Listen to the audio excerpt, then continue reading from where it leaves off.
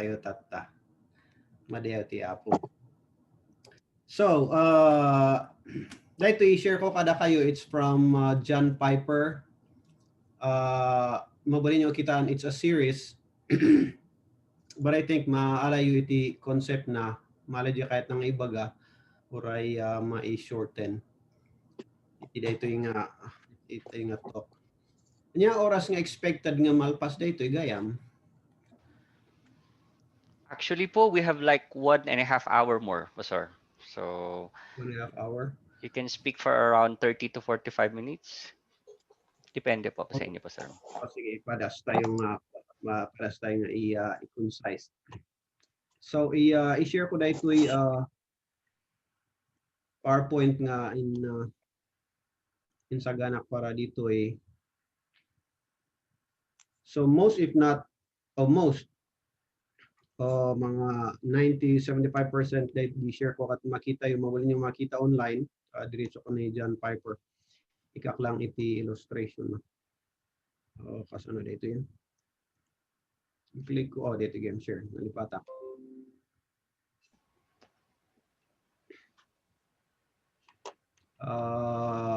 From current slide. Alright. Makita yo? Yes, Pastor. Okay. Yes. Ayan. Become and experience who we are in Christ. Iso na mismo ti ag nag-coin iti daytang word, become and experience who we are in Christ. Dagiti comments na ako na nga, this is a basic introduction to New Testament ethics. As lang nga dakal, it encompasses New Testament ethics. As lang nga dito tinangalakan niya na statement nga mangdengeg no pa kas ano nga dito tinagbalin nga New Testament ethics. Amin dagiti biblical commands and obligations and obligations are summons to become in experience who we are in Christ. So kas lang nga maala tayo diya kahit nga kahit nga ibaga. And these are just statements nga excerpts nga inala from his explanation. This is not foolishness. This is the greatest reality in the world, that we are in Christ truly and living. Masapang maawatan dito in context. I believe it's on the next slide. So we start from this. Who we are in Christ is a new creation. So ada iti change kada tayo, marik na tayo manunuhan by faith, ada iti change kada iti amin nga Kristiyano, ada na alter inside of us. That's why we are a new creation in Christ. We are a new person because you plus Jesus, something like that. And ito first nga in share na from the series of verses na in baga na dito 1 Corinthians chapter 5 is dealing about boasting. Panag last ti tao kat dito nga basol i-compared na iti liven nga tapno bumlad iti tao. So the concept nga swelling, it's about pride, the sin of pride. Anyway, dito ko na ito, your boasting is not good. Kita ko na pahinga ko mabasa dito. Anyway, your boasting is not good. Do you not know that a little leaven leavens the whole lump? Cleanse out the old leaven, that you may be new lump, as you already are unleavened. For Christ, our Passover lamb, has been sacrificed. So, dahil kahit na nga ibagan mo apay nga become who you are in experience. Cleanse out the old leaven, that you may be a new lump as you are unleavened. So, apay nga unleavened tayo nga ron, apay ko naman cast out the old leaven. Gaputa, kuna namatan dito as you are unleavened already. So, become who you are. Another one. Romans chapter 6. Di verse 2 kuna na nga, you already died to sin. How can we the context dito kas ano nga agtultuloy pa nga agbasol, can we sin that grace may abound? So, by no means. How can we who are dead to sin live in it or live in no longer therein? Kung nati King James. Kat iti verse 11, kuna na, so you must consider yourselves dead indeed unto sin and alive unto God in Christ. So, become who you are. Experience who you are already. You are already dead to sin. So, consider yourself dead indeed unto sin. Ti concept na ito ay tas gamit iti New Testament ethics. Haan mo nga ibaga nga gaputa kastakan, haan mo nga i-act out. I-act out mula ta, you're commanded to act out who you are. Make sense? Make sense no apay nga ko na nga kasla nga foolishness daytoy. It seems foolishness because inaramin na nakangaron nga dead to sin. Why should you consider yourselves dead to sin? But if you say that, you're becoming unbiblical. Taiti biblical, you're dead to sin, yes, and then you consider yourselves dead to sin and alive unto God. So it seems nga illogical iti daytoy nga concept, becoming who you are. Why would you become who you are when you already are? You are you. Another verses, Colossians, the same concept. For you have died and your life is hidden with Christ in God. Can I transfer this? Ayun. Pwede ko pala ilipat tong mga video. Christ, your life is hidden with Christ in God. When Christ, who is your life, appears, then you also will appear with him in glory. Put to death, therefore, what is earthly in you: sexual immorality, impurity, passion, evil desire, and covetousness, which is idolatry. Those marked in red, you have already died. And then, kung na naman nga, put to death, therefore, what is earthly. So we are dead, but we put it to death.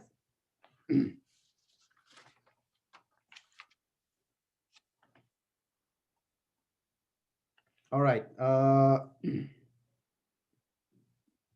Ayan, another series of verses. It's about dying man, and the same in Romans chapter 6. Let not sin therefore reign in your mortal body to make you obey its passions. Do not present your members to sin as instruments of unrighteousness, but present yourself to God as those who have been brought from death to life, and your members to God as instruments for righteousness. Tapos iti verse 14 ko na nga, for sin will have no dominion over you. This is a statement for ultimately for who you are.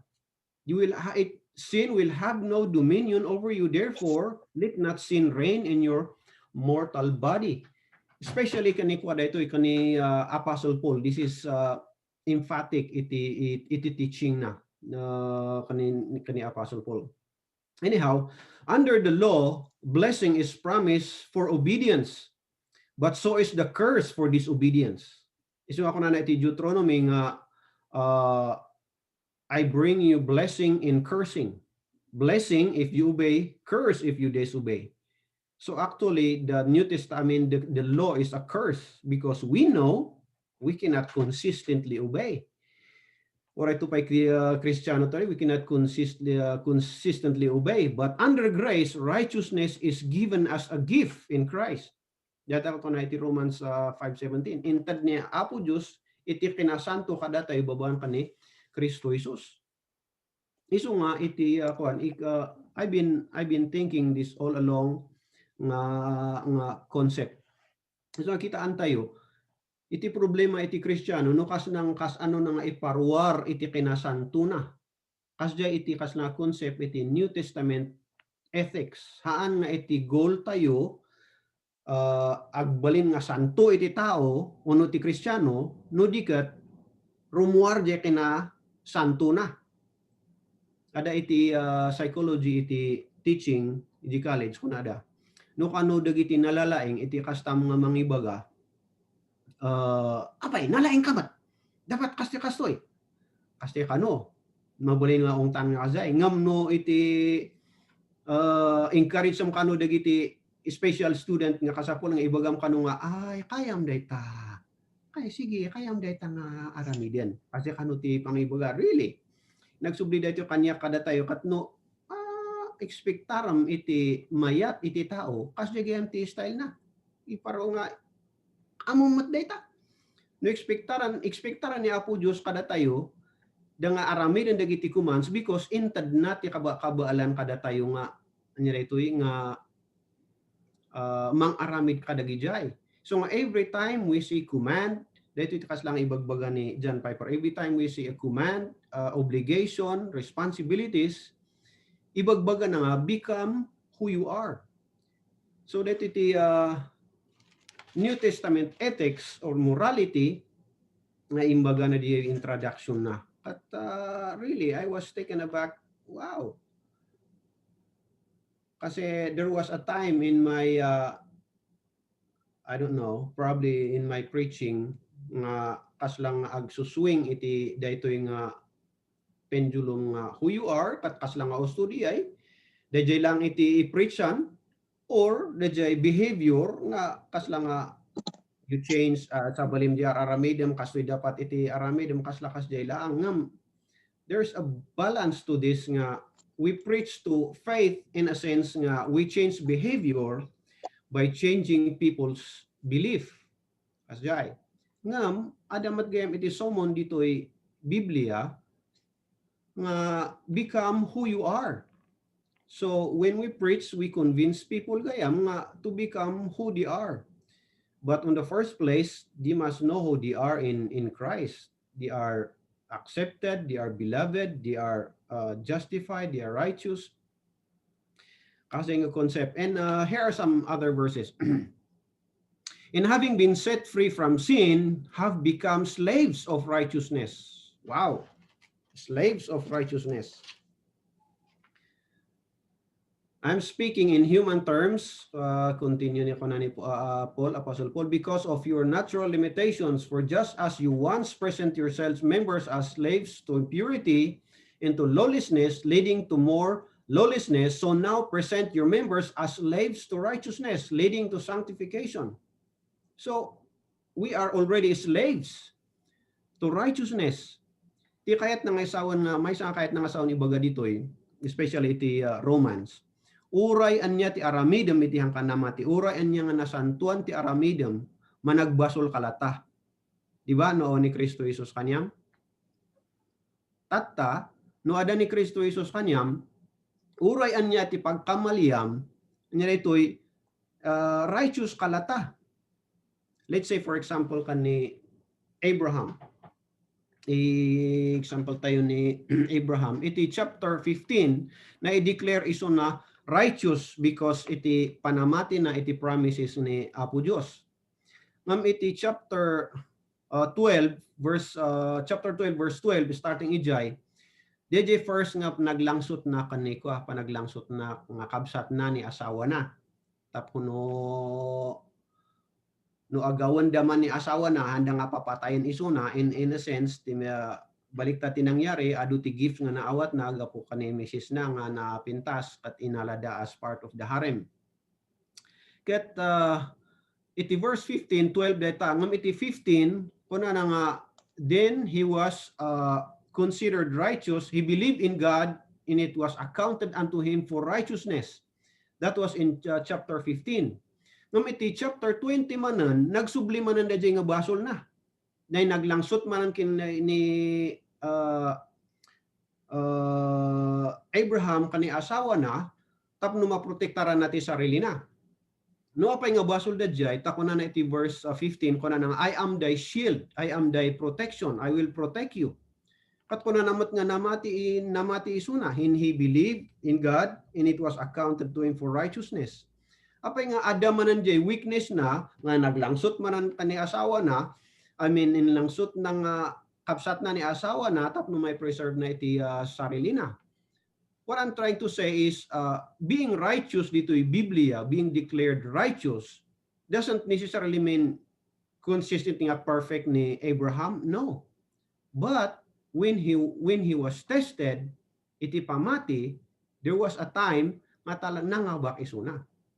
nga in naipakita mo't nga namati isuna by the testing in chapter 22 kat kuna nga he sacrificed his own son believing nga through his son the blessings will come, but believing he will come back from the dead. So he is righteous, he's an obedient righteous man. But there is this Lot who is a disobedient righteous man. Lot is also considered righteous in First Peter. He was called righteous Lot. His soul was vexed daily. Iti mang mangyari iti Sodom and Gomorrah. So as if that statement, as if that narrative or story is showing us nga there are righteous Lot and there are righteous Abraham. There are righteous obedient and there are righteous who even when he was rescued from Sodom and Gomorrah, ni rescue ni Abraham iso na chance na dajay nga umikat ijay, anya tinangyari nagsubli iso na iti Sodom and Gomorrah, and he even became one of their leaders. So kasla nga may sa Kristiyano nga naikan iso na iti chance nga agbalbaliw ada insen ni Apo Dios nga mang rescue ken kuana ngam nagtublak manan ijay pitak. Ngam kunan iti Biblia righteous iso na. So what I'm trying to come out in here is ada dagiti Kristiyano nga ag problema no kas ano nga iparuwarda iti kina santuda. Of course, the term nga kanausar ko ni Lot here, his soul was vexed daily. So nga ano sana iti niretoy sitwasyon nga ayan na. No apay mat nga nagsubli iso na ijay. So nga adu dagiti tao nga bibiyag iti basol, kasyan tayo isuda actually in a sense nga nalintag isuda iti sangwanan ni Apo Dios nga they are vexed daily. Gapo kadayjay kinalintag ni Kristo Jesus nga adakin kuana ada iti friction nga kanayon iti biyagda.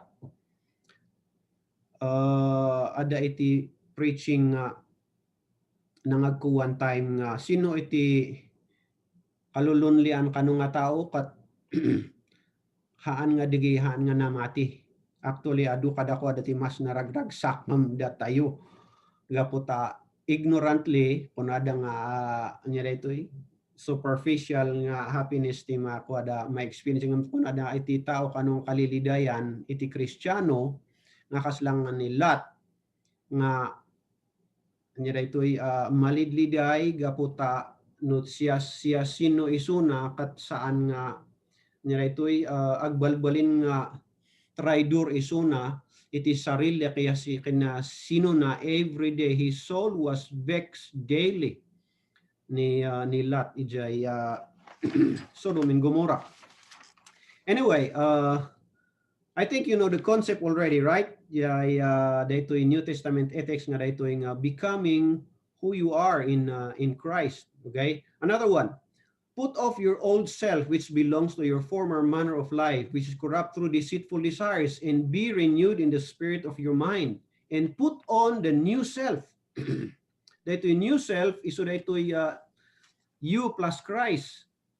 Created after the likeness of God in true righteousness and holiness. So dito yung new self tayo, we did not create it, it's already created. Na ited kada tayo i-just put on tayo kasla nga badu. Kinita kada ito dictionary kat kasla nga badu nga talaga dito concept iti put on. We put on the righteousness of Jesus Christ. So hana da tayo dito ingam nagbalin nga da tayo because we plus Christ is created after the likeness of God in true holiness in righteousness. Okay, so the concept is this. Iti lubong, I think you might have heard me on this illustration. Iti lubong, or anyway, iti natural world, we see it as like this. Ada ti idea tayo, ada nga mayat or nangag tayo, and then we do it habitually, repeatedly. It becomes a habit, it becomes a character, now it becomes our identity. That's how they identify us. Ngam kani Apo Dios dagiti virtue nga kayat napakadit kas lang nga baliktad. Okay? Inted na as an identity, then we bring it out as a character.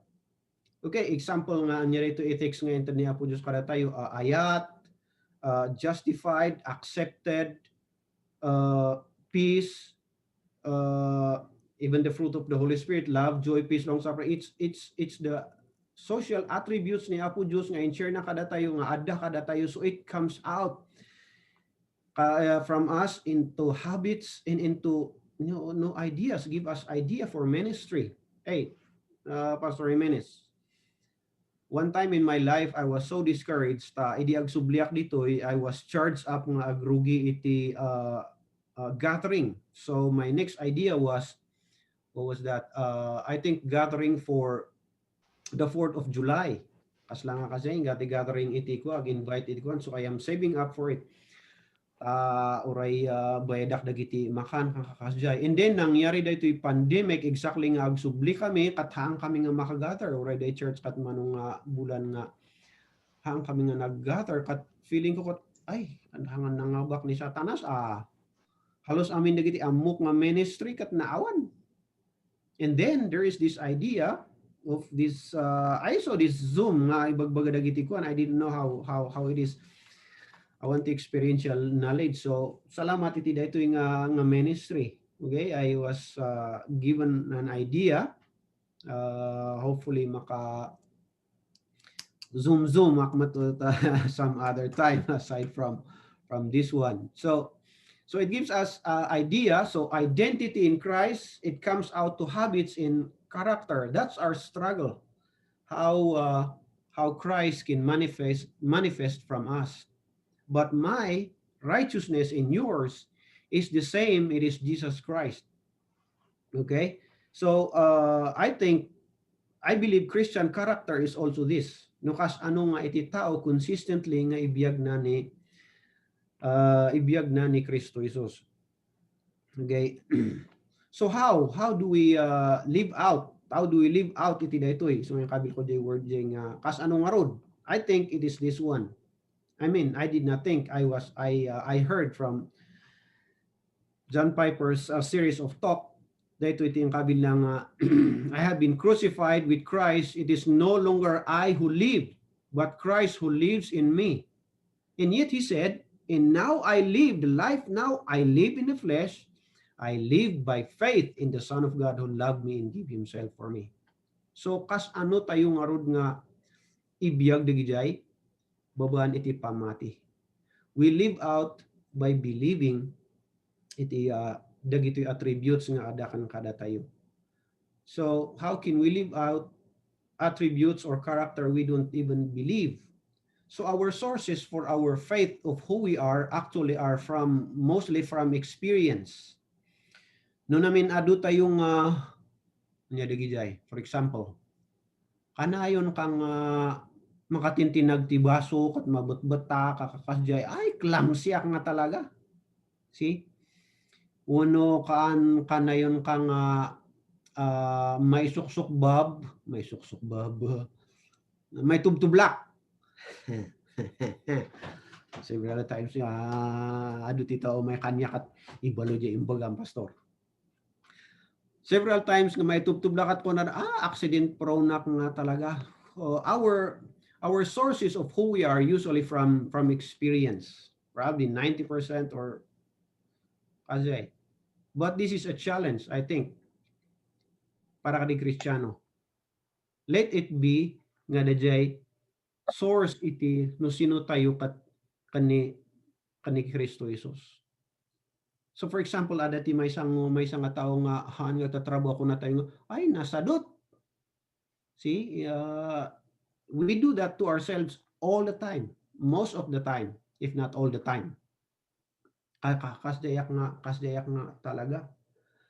Nung ay baliktadan tayo, kung na tayo nga, nalintagak, nagagutak, kasi of all the qualities of Jesus Christ is all positive. Of all people nga dito'y lubong, dapat iti Kristiyano, iti positive thinkers. Adu dagiti psychological implications na iti daytoy.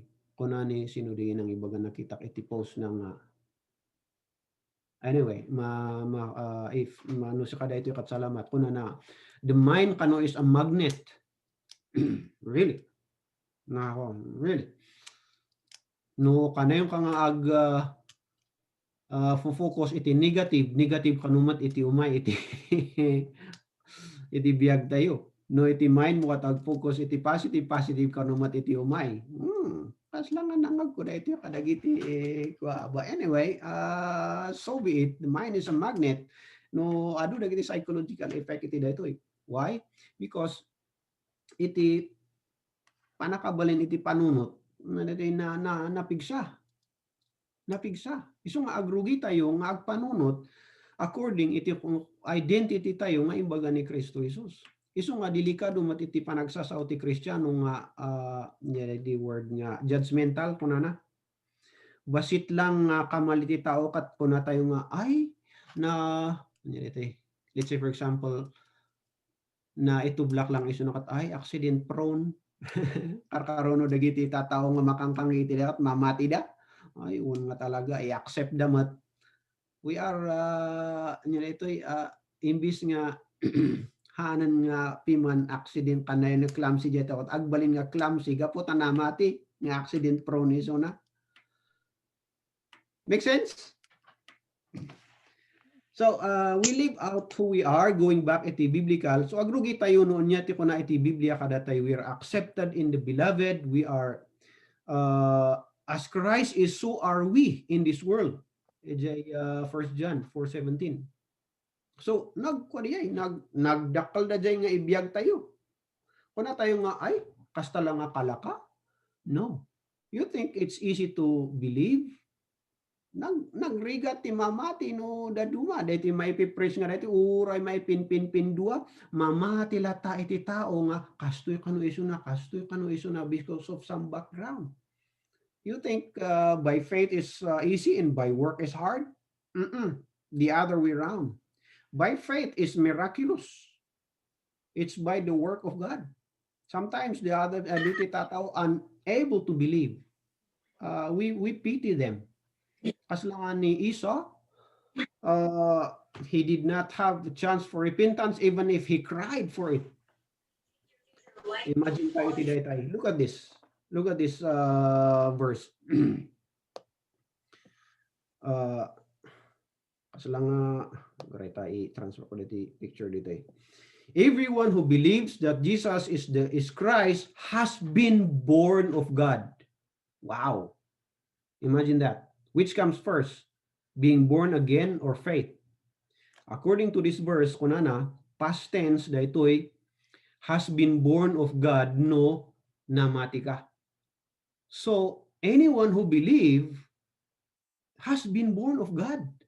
Faith is the first fruit gayam iti tao nga naisalakan uno tao na born again. Wow. So let me see, you think belief is easy? It is miraculous. It is God working in the heart, being born again.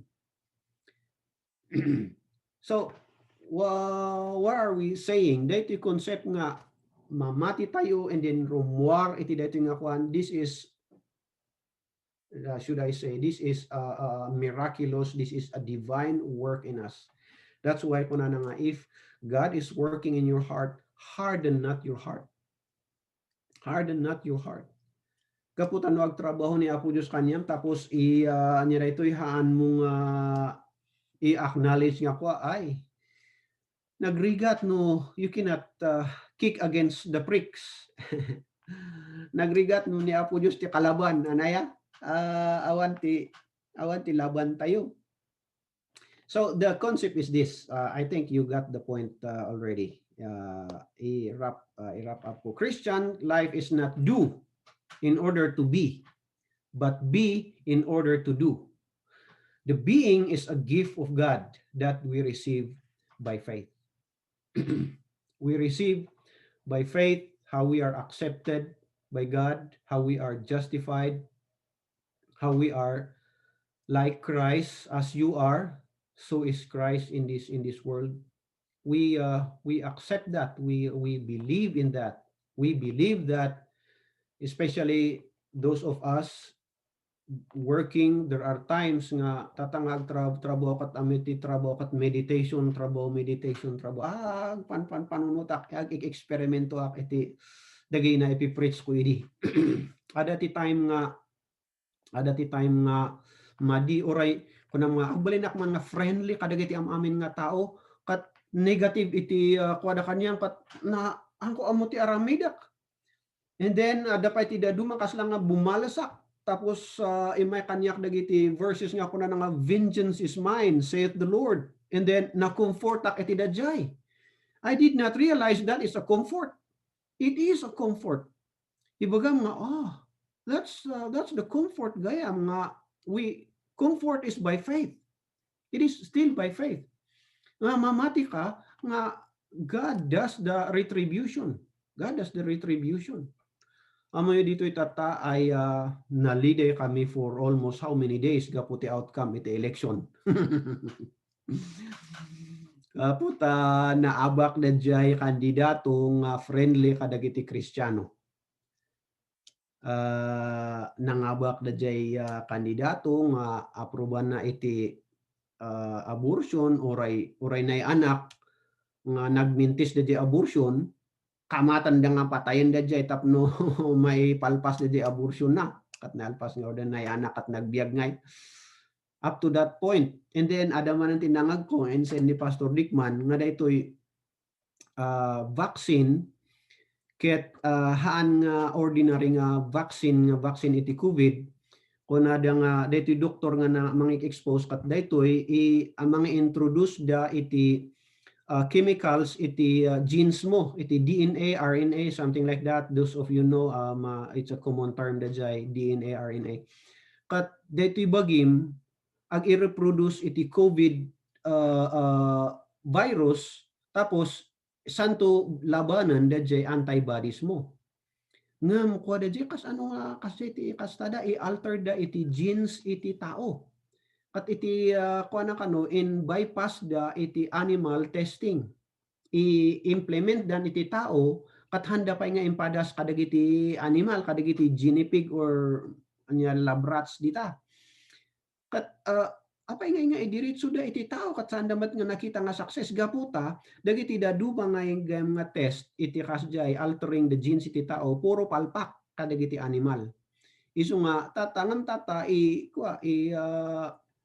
idiretso da iti tao kan ti number one nga proponents na dagiti nga mang finance kat dagiti babak nang dito kat siyempre of all dagiti kaslangay nga positive nga mangyari dito Amerika kat kaslang makongay sumardangan awanan kaslangay nga anti-Christian concept daytoy mga bakan ituloy da siguro da jay neutral nga bathroom para kadagiti churches di pa close iti churches no kasta kaslangay nga full force imminent nga full force iti daytoy nailubungan against Christianity into iti kaslang masakbayan iti daytoy Amerika.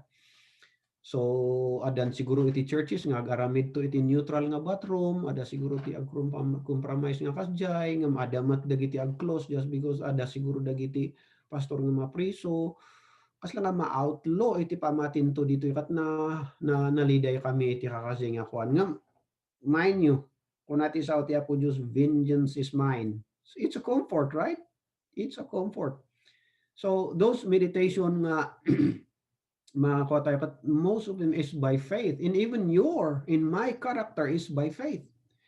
So sino dita iti nasadot nalaka nga clumsy nga ako na do not believe in the Lord. Haan nga jay experience tayo iti mangidictate no sino ka. Haan pa nga jay success tayo. Haan pa nga diay because no da jay iti mangidictate kada tayo it tantamounts nga salvation is by works also. That we can work for it no agsingsingpat ka Eventually, ma-arrive may time nga nalintag kan, righteous kan, no. Righteousness is a gift. Salvation is a gift. Identity is a gift. Character is a gift. No biblical speaking, ibagbaga nga. Therefore, live out who you are in Christ. Okay? So, what if, dajay challenge iti daytoy, being righteous, what if we change behavior by changing what we believe? So what if this is the truth? Now, iti example tayo dito yung kat ni Abraham. Okay? He changed the world by what he believed. Okay? He changed the world by what, that yung last nga kwan. The last nga statement ko. So that's my statement in a form of question. We change what we believe. We change our behavior by what we believe. We judge ourselves by our standing in Christ rather than by just our experience. Okay? Ado siguro kada kayo young people, siyempre young people iti concept iti kok dito nga agparigatata iti struggle you against sin. Would this be over? Our struggle against the flesh, against the world. Okay? Iti last nga ko tayo kat ibagakat ni Abraham, isu iti illustration tayo. Okay, he also doubted God. Kuna nang after the verse nga he believed in God and it was counted unto him for righteousness. Tapos next couple of verses ko na nga nagdoubt iso na, how can I receive it? How can I receive this promise to being a father of many nations kat awan mat iti anak ko? Ni of the verse nga kuna nang he believed in God, tapos in the midst of believing in God nagdoubt iso na.